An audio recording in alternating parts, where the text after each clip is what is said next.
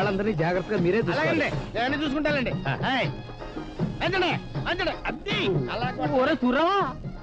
ఏటన్నావా వండం తిన్నావా? ఓ పూటగా తిన్నాను. బాగా తిన్నావా? ఎక్కడ కడుకోరా? ఆ దొడ్డెంపుకెళ్ళి కడుకో.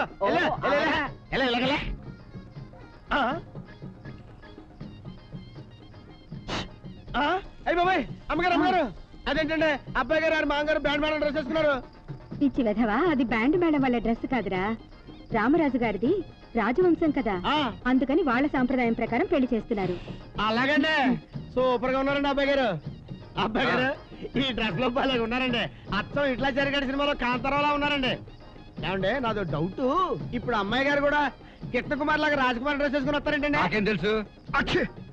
గుమ్మాలకి మామిడి తోరణాలు కట్టినట్టు ఈ మొఖానికి మల్లెపూలు కట్టి తెచ్చారు. తొమ్మలకి సత్తున్నాను. స్మెల్ వద్దని కట్టుంటారులేండి. అండి పేట మీద కూకునేటప్పుడు కూర్చొని జాగ్రత్తగా కూకోండి. ఏంటంటారంటే మొల్లోకి వచ్చి తొళ్ళ దిగిపోతాను బాబు, బీకే ఎరుపులు. చూడరావా ఏంట్రా దొడ్డెంపు నీళ్ళు ఎక్కడ కడుకోరా? అబ్బా ఆ మూల స్నానాలు కలిగి ఉన్నాయి, అక్కడికి వెళ్ళి కడుకుంటావు. అంత కోపడిపోతావేంట్రా? నూరుడు కదా అని అడిగాను. తప్ప తప్పలేదు. పెళ్లి కొడుకు చాలా బాగున్నాడంట అమ్మాయి గారు, పెడిదింట్లో అందరూ చెప్తున్నారు. గంగా రెడీయా? అమ్మాయి గారిని తీసుకురమ్మంటున్నారు. పదండి పదండి.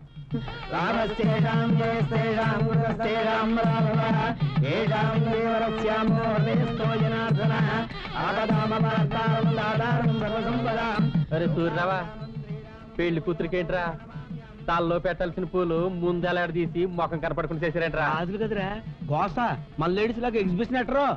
అంతేనంటావా? పెళ్లి కూతురుగానే మార్చేతలేదు కదా. నీకన్నీ ఎదవనుమానం ఏంట్రా నీకు? అది ఎవరు అనుకున్నావురా? రాజులు ప్రాణం పోయిన ఒప్పుకుంటారేమో గానీ చచ్చిన ఏదో పనులు చేయరు. ఎలా వెళ్ళి కూతురు పెళ్లి చూడ. చూడరావా, ఆ తానాలు గదిలో ఆడింగ్లు ఎవరో తానం చేస్తున్నారు. ఎంత కొట్టినా తలుపు చెత్తలేదు. ఎక్కడ కొడుకోడరా?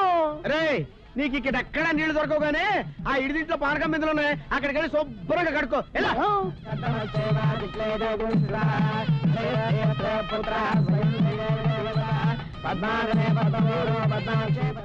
ఏంటయ్యా వెతుకుతున్నావు? నీకోసమేనండి బాబు. ఏం కావాలి? మరేం లేదండి, మా ఊరిలో కొంత మొహమాటం ఎక్కువ, నోరు తెరిచి ఏమి అడగలేరు. అని చేత ఆరారుగా ఏడేడి మజ్జిగ కానీ కూల్ డ్రింకులు కానీ ఇప్పిస్తుండే. బాగా ఒక్కబోతుంది కదా, ఏడేడిగా కూల్ డ్రింకులు గానీ మజ్జిగ గానీ ఇస్తే 7%. అందుకని చల్లగా కాఫీ టీలు ఇద్దాం, చలవ చేస్తాం. చెప్తామండి. ఎంతైనా రాజుల మర్యాద రాజుల మర్యాదే. రాజుల మర్యాద ఇక్కడ చెయ్యి కడుక్కుంటా నీళ్ళు, అక్కడ ఇడిగింట్లో పారకలేదు. కుక్కలు తాగేసి రా, ఎక్కడ కడుక్కోవాలరా? నువ్వు పని చేయరా రే, నువ్వే ఆ మూలకెళ్ళి ఎవ్వరు చూడకుండా చెయ్యి పైకెత్తేసి పస పస పస పస నాకేరా. ఎంత గొప్ప చెప్పారా?